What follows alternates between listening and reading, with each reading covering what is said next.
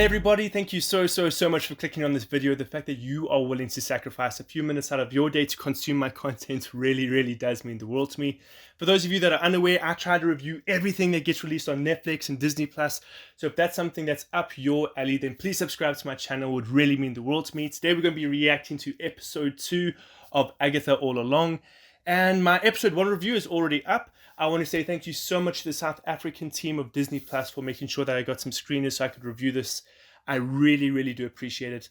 But guys, yes, we've watched episode 1, we've watched episode 2. If you haven't watched my reaction to episode 1, you can go down into the description below. But I'm going to assume you've watched episode 2. I'm going to potentially tackle some spoilers. This isn't a let's talk about all of the spoilers, but I will address some of them. I'm assuming you've watched the episode, and that's why you don't mind coming to watch this, because you're going, cool, I've watched it, let's see what Caleb has to say. But vast improvements upon episode 1. I actually feel invested in the story of Agatha now. I want to see what's happening, and I actually got quite a bit of entertainment in some of the scenes of this show. Episode 1, I mentioned, felt like a chore. It felt so difficult to just navigate and sit through. But there were moments where I actually genuinely, properly enjoyed myself watching this episode. A vast step up from episode 1, but there were still definite pacing problems. Actually, you know what? I genuinely believe, in my heart of hearts, that episode 1 and episode 2, they could have been one episode. You could have cut out 20 minutes of both episodes, just made them one 40-minute episode. I genuinely believe that.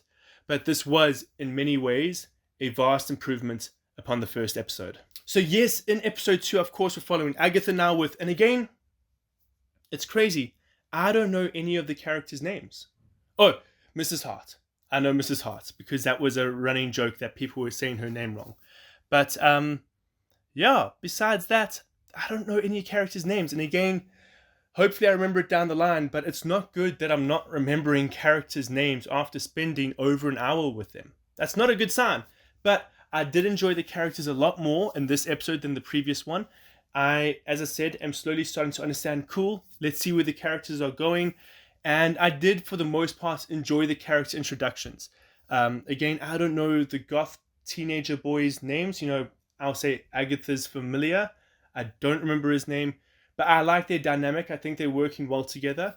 I enjoy, for the most part, the other witches of the coven, the fact that they've all come together. I think they have potential. No one grips me yet. I don't have a favorite character yet. Probably Agatha. I mean, the actress is brilliant. Again, across the board, all the actors and actresses give their best. I feel like they're just let down a lot by the script and maybe by the directing.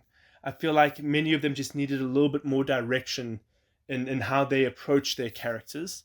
But again, looking at it from a positive point of view, you can see how much the actors really are putting into their roles. So episode 2, its biggest issue is the same thing that was the biggest issue with episode 1. In my opinion, I think the pacing it's far too slow. Far too slow. Every scene feels 2 minutes too long. You could cut out a whole lot. And again, they try a lot with the comedy. They want to make this almost like a borderline comedy show.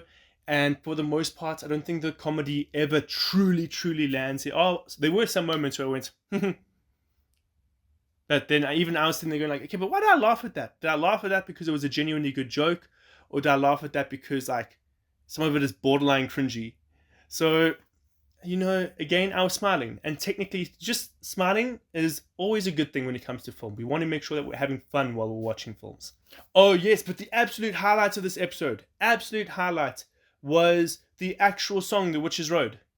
Like, that was probably the highlight of the whole show so far. I rewatched that scene. And I thought it was not just the fact that the song was entertaining, but the fact that it actually progressed the story. We start to see the witches arguing and bickering amongst one another. We can see how that's already planting the seeds for conflicts in future episodes. But we can also see, okay, well, they can work together as a team.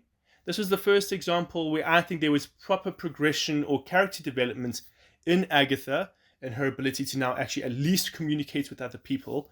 There was actual action as well. Evil people showed up, decided to start chasing the good guys. There was progression there. The first 2 episodes suffer from taking so long to just do anything. And in that one song, we got entertainment. The song sounded good. The production value of everything was quite high, and we got a chase sequence. There was a lot that was actually happening. And I'm grateful we finally actually got something. But sitting here, having just watched episode 2 last night and this morning, I skipped through it this morning. I'm sitting here going, cool, I've got my notes on my phone, and I can look at everything that I've written on my notes. But can I actually remember anything that actually happened? I remember edible candles. I remember a good song. I remember a joke about finding a green witch, and it's Mrs. Hart. And that's it. There was a lot that I wish gripped me more about this episode, but again, it's just painfully slow. And that's the biggest issue with Agatha All Along at the moment. It is a incredibly slow series.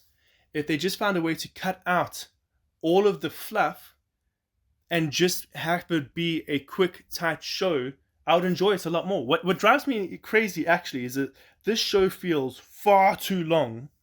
And then a series like The Acolyte, which I have all of my reactions up on my YouTube channel. I'll put a link to the description down below for that as well. But what's crazy about The Acolyte is every episode felt far too short. They had all of this that they wanted to show, but they didn't have enough time to expand on anything.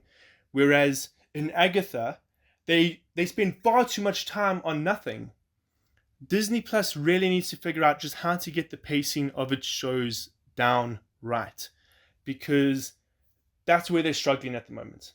But guys, I'd love to know your thoughts on the episodes. Please go and comment down below. Give this video a like if you enjoyed it. Give me a thumbs down if you didn't like it. I mean, all engagement is good engagement on social media platforms. But I genuinely appreciate the fact that you took so much time out of your day to watch my video. It really does mean the world to me. I hope to see you guys again in the next review.